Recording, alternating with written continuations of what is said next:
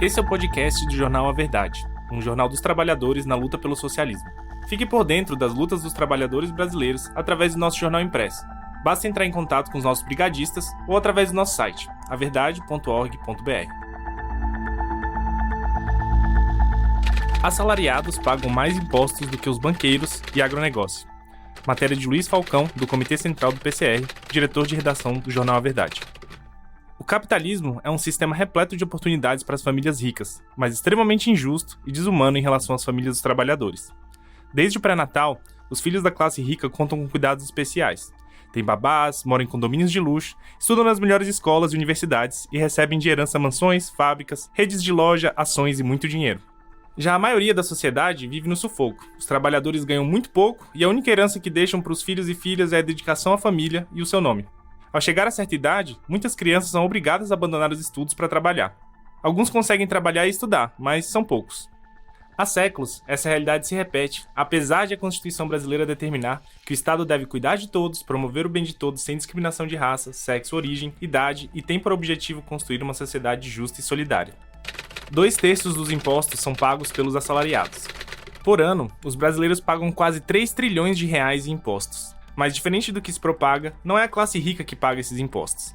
Com efeito, de acordo com a Receita Federal, órgão do Ministério da Fazenda responsável por administrar a arrecadação de tributos, mais de 2/3 dos impostos arrecadados no Brasil são pagos pelos assalariados, isso é, pelos brasileiros que têm como única fonte de renda o salário. O motivo é que as leis tributárias aprovadas pelo Congresso Nacional, pelo governo e pela Justiça estabelecem impostos indiretos, isso é, quem compra a mercadoria ou o bem é quem paga. Basta olhar uma nota fiscal de algo que compramos, que fica bem claro que fomos nós que pagamos os impostos. Além disso, os assalariados que recebem acima de 2 salários mínimos são obrigados a pagar imposto de renda. Os que têm salários entre R$ 3.751,06 e R$ 4.664,68, por exemplo, pagam 22,5% de impostos. Tratamento diferente é dado pelo Estado aos bilionários, pois quem tem lucros e dividendos são isentos de pagar impostos. Apenas no ano passado, as grandes companhias com ações na Bolsa de Valores distribuíram para os seus acionistas dividendos de 301 bilhões de reais. Mas não é só isso. O dinheiro dos impostos pagos pelos trabalhadores não é usado em seu benefício. Por exemplo, o Estado diz que não tem dinheiro para garantir rede de esgoto para 100 milhões de brasileiros e acesso à água potável para 35 milhões de pessoas.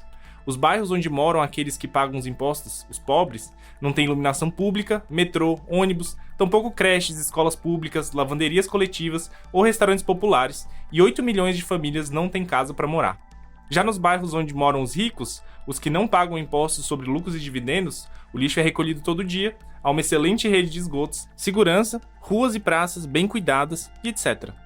Fogo de palha. Após a publicação da Medida Provisória 1184, de 2023, que taxa de 15% a 20% os milionários com dinheiro aplicado nos chamados fundos exclusivos, os meios de comunicação da burguesia fizeram alvoroço dizendo que o governo iria taxar os super ricos. Os fundos exclusivos são fundos que pertencem a uma família ou uma única pessoa que tem no mínimo 10 milhões de reais para aplicar e 150 mil reais para pagar por ano aos que administram o fundo. O governo estima que 2.300 ricos têm dinheiro nesses fundos. No entanto, outros 50 mil super ricos têm cerca de 1 trilhão de reais aplicados em offshores e trusts, em paraísos fiscais. Em relação a esses, o governo preferiu enviar um projeto de lei para o Congresso Nacional decidir se deverão ou não pagar impostos.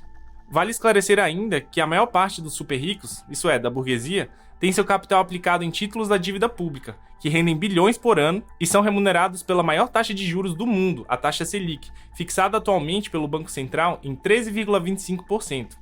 Esses bilionários recebem 700 bilhões de reais de juros do governo e não pagam nenhum centavo de imposto. Em resumo, a medida provisória vai cobrar imposto de apenas 2.500 ricos, o que levará o governo a arrecadar, em 3 anos, 24 bilhões, uma quantia muito inferior aos quase 3 trilhões de reais que os assalariados pagam por ano de impostos. O alvoroço, portanto, é só fogo de palha nos super ricos. Essa é a verdade dos fatos. Entretanto, os que abandonaram a luta pela revolução insistem na conciliação de classes e acreditam que, por meio de um novo projeto de lei, daremos outro passo para acabar com a injustiça dos impostos.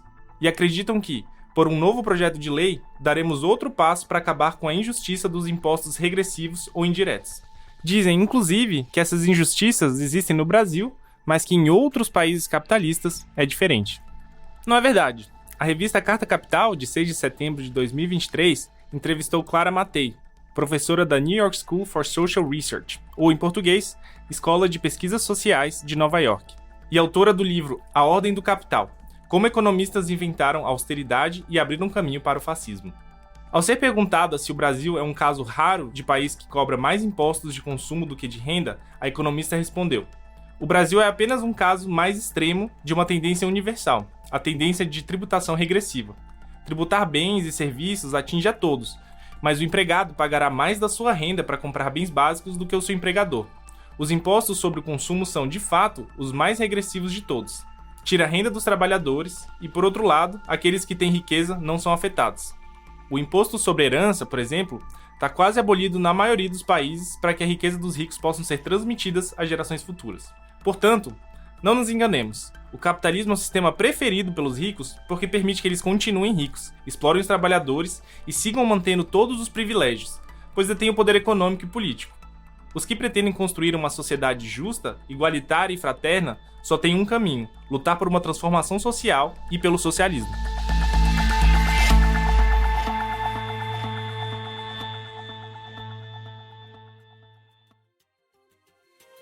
Você ouviu uma matéria da edição 279 do jornal A Verdade, um jornal dos trabalhadores na luta pelo socialismo. O nosso jornal não depende dos grandes ricos para se manter. Construímos há 23 anos uma mídia popular e independente. Para apoiar, considere adquirir o nosso jornal impresso com os nossos brigadistas ou fazer uma assinatura através do contato no site averdade.org.br. E segue a gente nas nossas redes sociais para não ficar por fora de nenhuma notícia.